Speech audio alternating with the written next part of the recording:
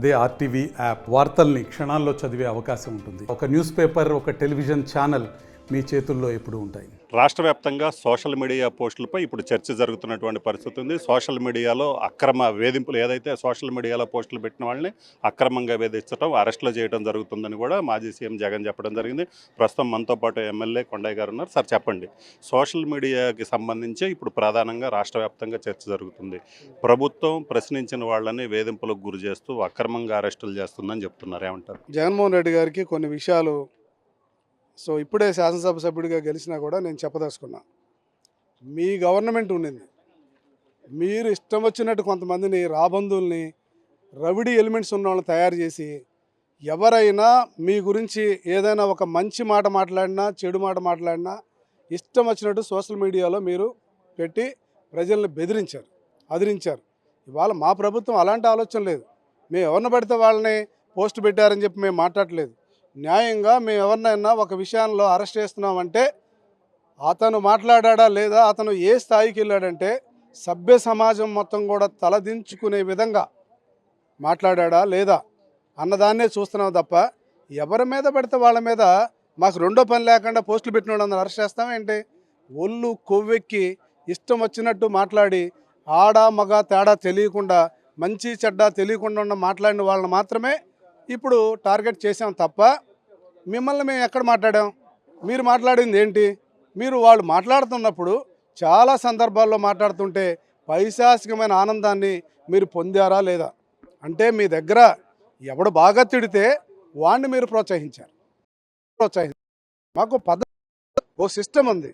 దాదాపు మా నాయకుడికి ఏ దేశం వెళ్ళినా, ఏ రాష్ట్రానికి వెళ్ళినా రెండు చేతులు ఎత్తి దండం పెట్టి, అయ్యా నీ వల్ల నేను ఈరోజు నా కుటుంబం అంతా బాగుందని చెప్పేవాడు. మీ వల్ల చెప్పేది ఎవరు? నువ్వు బాగా తిట్టావా? ప్రమాణంగా తిట్టావా? చంద్రబాబు గారి కుటుంబాన్ని తిట్టావా? లోకేష్ బాబుని తిట్టావా? పవన్ కళ్యాణ్ గారిని తిట్టారా? లేదా చంద్రబాబు గారికి సపోర్ట్ చేసే మా బొట్టోళ్ళని తిట్టారా? ఇదండి మాకు తేడా. మేము ఎవరి మీద కాదు, ఏదో నేనేదో ప్రగల్భాలు పోతున్నావు, నేను సోషల్ మీడియాలో మాడతానన్నావు. నువ్వు మాట్లాడినా సరే నువ్వేమీ ఎక్కువేం కాదు మాకు. నువ్వు పద్ధతిగా మాట్లాడితే పద్ధతి తప్పితే నీకు కూడా తప్పదు. మరి మీరేమో ఇలాగంటున్నారు, ఏదైతే అక్రమంగా మరీ అసభ్యంగా మాట్లాడితే, మరి టీడీపీ వాళ్ళు, జనసేన, బీజేపీ వాళ్ళు కూడా అత్యంత అసభ్యంగా మాట్లాడుతూ పోస్టులు పెడుతున్నారు. పోలీసులు కేవలం వైసీపీ వాళ్ళ మీదనే చర్యలు తీసుకుంటున్నారు, అరెస్టులు చేస్తున్నారు, కేసులు నమోదు చేస్తామని చెప్తున్నారు. సార్ మీరు ఒకటి గమనించండి, మీడియా వాళ్ళకి నేను ఒక మాట చెబుతున్నా. ఇక్కడ ఎవడన్నా తెలుగుదేశం పార్టీ వాడో, జనసేన పార్టీ వాడో, బీజేపీ పార్టీ వాడో మాట్లాడాడు, అది మీరు చూడండి. అలాగే వైసీపీకి సంబంధించినటువంటి వాళ్ళు మాట్లాడింది రెండు చూడండి. ఎవరైనా మాట్లాడితే, ఇప్పుడు మేము మాట్లాడాను, నాతో మీరు మాట్లాడిస్తున్నారు. నేను జగన్మోహన్ రెడ్డి గారిని ఇష్టం వచ్చినట్టుగా మాట్లాడలేదు. వారు చేసినటువంటి మిస్టేక్స్ మాత్రమే నేను ఎత్తి చూపిస్తున్నా. మీరేం చేస్తున్నారు?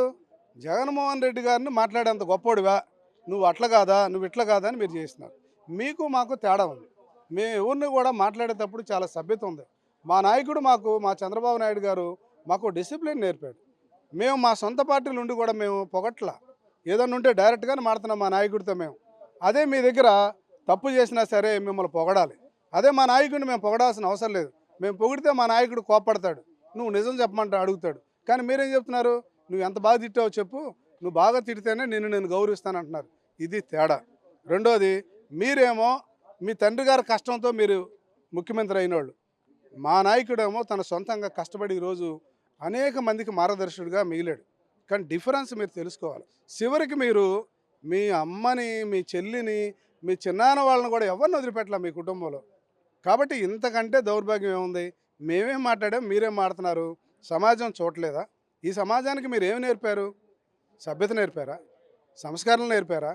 మీరు నేర్పిందల్లా ఇటువంటి తప్పుడు ఆలోచన ఉన్న మనుషులను ప్రోత్సహించి సమాజాన్ని భయపించాలి, బెదిరించాలి, దాని ద్వారా నేను పాలన చేయాలి, ఏ ఒక్కడు కూడా ఈ రాష్ట్రంలో నాకు ఎదిరించి మాట్లాడడానికి వీలు లేదని చెప్పారు. అదృష్టం బాగుండి ఈ రాష్ట్రంలో కూటమికి 164 మంది ఎమ్మెల్యేలు వచ్చారు. మళ్ళా తిరిగి చంద్రబాబు గారి నాయకత్వం వచ్చింది, పవన్ కళ్యాణ్ గారు లాంటి సపోర్ట్ దొరికింది. ఈ రాష్ట్రంలో అటు మోడీ గారు లాంటి వాళ్ళ హెల్ప్ ఈరోజు ఈ రాష్ట్రానికి ఎంతగానో ఉపయోగపడుతుంది. మీరు ఒక్క పని చేయండి, ఒక ఇరిగేషన్ తీసుకుందాం. ఎక్కడన్నా ఒక కాలువకి ఈ 5 సంవత్సరాల్లో మీరు డబ్బులు ఇచ్చారా? లేదా ఒక R&B రోడ్డు, ఓ పంచాయతీ రోడ్డుకి ఎక్కడన్నా మరమ్మతులు చేశారా? లేదు ఒక ఎస్టీకి, ఒక బీసీకి, ఒక ఎస్సీకి ఏమైనా మీరు ఇచ్చారా? ఎస్సీలు సప్లాన్ నిధులన్నీ పాడు చేశారు. బీసీలకు వచ్చినటువంటి డబ్బులంతా కూడా దారి మళ్లించారు. ఎస్టీలకు అయితే దారుణం, పాపం కొండల మీద కోనల మీద ఆ రోజున ఎన్నో అవకాశాలు కల్పిస్తే వాళ్ళు ఎవరిని పట్టించుకోలే. మీరు కేవలం పట్టించుకుందల్లా ఏంటంటే నేను సంక్షేమ పథకాలు వేస్తున్నా, ఈ రాష్ట్రంలో ప్రజలకు ఏదో 4 మెతుకులు చల్లుతున్నా, వాళ్ళు నాకు ఓటేయకుండా ఎక్కడ పోతారని మీరు ఆలోచించారు తప్ప ఇంతకు మించి మీరు ఏమైనా చేశారా? మిమ్మల్ని విమర్శించడానికి అనేక కారణాలు ఉన్నాయి. 5 సంవత్సరాలు మ్యాండేటరీ ఇస్తే ఈ 5 సంవత్సరాల్లో నేను యువకుడిని, ఈ రాష్ట్రానికి మంచి పని చేశాను, నా వల్ల ప్రజలకి జరిగిందని చెప్పండి మీరు. అదే చంద్రబాబు నాయుడు గారి యొక్క పాలన మీరు తీసుకోండి. దేశ విదేశాల్లో ఎక్కడెక్కడో ఆయన చేసిన పనులన్నీ కూడా ఇవాళ ఉపయోగపడుతున్నాయి. ప్రతి దేశంలో ఉన్నటువంటి అందరూ కూడా ఆయన అభినందిస్తున్నారు. మేము ఆ సమాజంలో ఉన్న అందరికీ కూడా మేలు చేయాలి, ఆ వర్గాలను ఎలా పైకి తీసుకురావాలన్న ఆలోచనతో మేము పనిచేస్తున్నాం. మీరు మమ్మల్ని ఏ రకంగా మాట్లాడగలరు? ఏమో మీరంతా మంచి చేస్తున్నారని చెప్తున్నారు. ఇప్పుడు అసెంబ్లీ సమావేశాలు చూస్తే ప్రతిపక్షం లేకుండా, ప్రతిపక్షంగా వాళ్ళని గుర్తించకుండా మీరు ఇలా చేయటం ఎంతవరకు కరెక్ట్? ఈ సమావేశాలు అసలు వేస్టే కదా అంట. రైట్ అండి. ఒక మాట అడుగుతా, మీరు వచ్చి సమావేశంలో కూర్చొని మేము మిమ్మల్ని ఎక్కడన్నా ఇబ్బంది పెట్టో, లేకపోతే మిమ్మల్ని ఒక మాట అనో, మేము ఏమైనా చేస్తే కదా అసలు మేము రాకుండానే అక్కడెక్కడో ఉండి అక్కడెక్కడో బయట ఉండి మమ్మల్ని అది అంటారు ఇది అంటారు, మేము ఎందుకు ఒలుపుకురా? ప్రతిపక్షంగా గుర్తించమని అడిగినా మీరు ఒప్పుకోవట్లేదు. ఎవరన్నారండి? నీకు మెజారిటీ ఉంటే మీరే చెప్పారు. గతంలో ఏమన్నారు? 23 మంది ఎమ్మెల్యేలు గెలిచారు, నేను దలుచుకుంటే నీకు ఆ ప్రతిపక్ష హోదా కూడా ఉండదని మీరే మాట్లాడారు. మేము ఎక్కడ మాట్లాడాం? అంటే మీరు అన్న మాటలన్నీ మీకు గుర్తు తెచ్చుకొని మీకేమనిపిస్తుంది? నేను అన్నాను కదా, మళ్ళీ ఏం జరుగుద్దు అని మీరు అనుకుంటారు. అంతకుమించి ఏం లేదు. ప్రతిపక్షంగా గుర్తించాలని చెప్పి జగన్ కోర్టుకు కూడా వెళ్ళడం జరిగింది. స్పీకర్కి ఏది సమాధానం చెప్పమని కూడా చెప్పారు. ఖచ్చితంగా స్పీకర్ సమాధానం చెప్పిన తర్వాత మాకు ప్రతిపక్షంగా గుర్తింపు వచ్చుద్ది అని ఆయన అంటున్నారు. ఏమంటే ఆయనకి ఆ 11 మందికి ప్రతిపక్ష హోదా ఉంటే ఖచ్చితంగా మా వాళ్ళు ఇస్తారు. అసలు ఇక ఆ అది ఉందా లేదా అనేది ముందు ఆయన చూసుకోవాలి. ఊరికే ఎవరు పడితే వాళ్ళు ఏదో మీరు మీడియా వాళ్ళు ఉన్నారని మీ ముందు మేము ఏది పడితే అది మాట్లాడినా ఎట్లా పడితే అది మాట్లాడవచ్చు అనుకుంటే ఎలాగండి? ఇది ఎలా సాధ్యం? ఇప్పుడు నేను ఏది పడితే అది మాట్లాడకూడదు.